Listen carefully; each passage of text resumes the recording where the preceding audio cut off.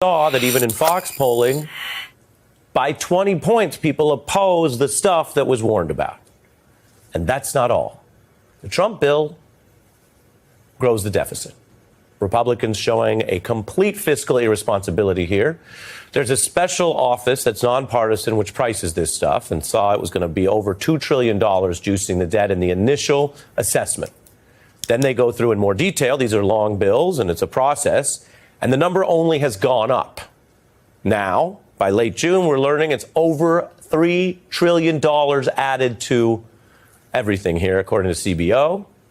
And that means Republicans are the party bringing you exploding deficits, exploding debt, something that obviously crushes, breaks, violates their long-standing vows and talk about how to run a budget.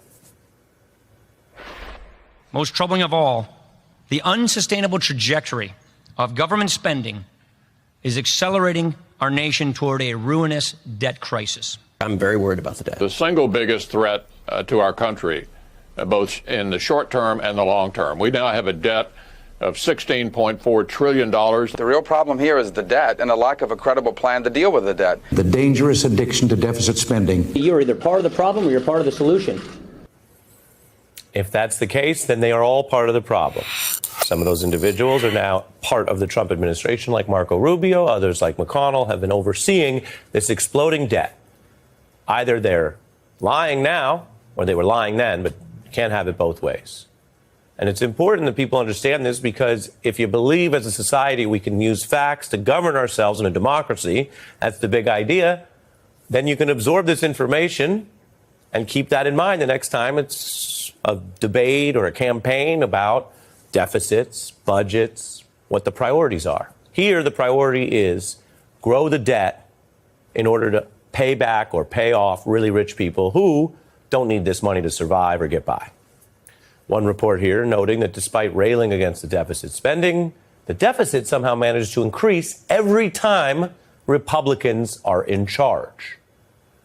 And the bill also, to be clear, if passed, will affect so many millions of people because of health care and because of the way the budget works, that it's not, unlike some other Trump issues where he says, oh, he's going to go after California or go after blue areas and not red, which, of course, betrays your oath to help everybody as the president of all people in the United States. But this one will hit red states, clearly. It slashes a safety net. Many Republicans know that. Many Republican voters are on it. And here are some of the ads that actually note from Democrats how big MAGA voices like Bannon are also sounding the alarm on what the bill really does. Medicaid, you got to be careful because a lot of MAGA's on Medicaid. I'm telling you, if you don't think so, you are dead wrong. Now, that's a political take on the substance. Bannon's not saying he supports more health care coverage for everyone, but he's saying a lot of people are already on this health care coverage. And this bill, as it was originally designed by Trump and his Republican enablers, goes after that, would kick many millions, up to 9 by the estimates, of people off health care they're already using. Bannon says that's bad politics. A lot of other people, Democrats and some Republican legislators, say it's bad policy. We see this breakdown in the Congress where a process that everybody knows, the legislators are supposed to know how this works. They pushed it to the max, and it hurt the Republicans, apparently, in being told by the ref, you can't get all this stuff in. What does that tell you, and what do you think about just on the deficit alone, what this bill would do? Well, right now, it's absolutely clear. They have a bill that is going nowhere.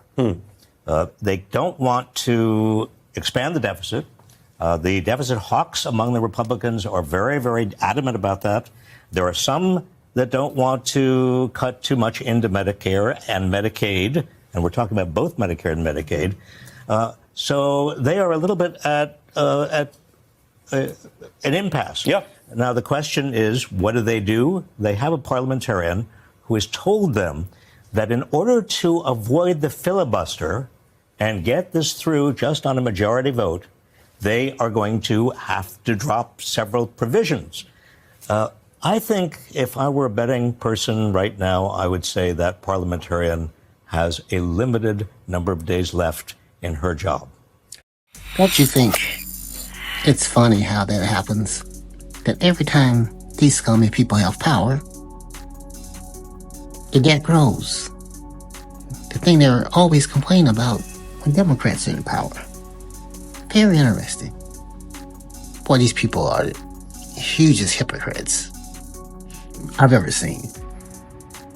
Those same people MSNBC was just showing were the same ones, like McConnell, saying, oh, well, they'll get over it. Oh, too bad. So the debt, run up the debt is okay. As long as it's getting them tax cuts. And all their buddies who don't need a tax cuts. Especially when these tax cuts are going to hurt people, and hurt people very bad who actually need help. Hurt their Medicaid, their health care. The Medicaid, which is part of health care, and who knows how many other important programs that help people who actually need help will be hurt and taken away. These people are scum, human scum. They have some gall, but they're hoping. And what unfortunately happens is that people who vote for them normally do forget these things, or are just as stupid and just love voting against their own best interests. People. Look at where we are. That's all I got for today. Thanks for watching.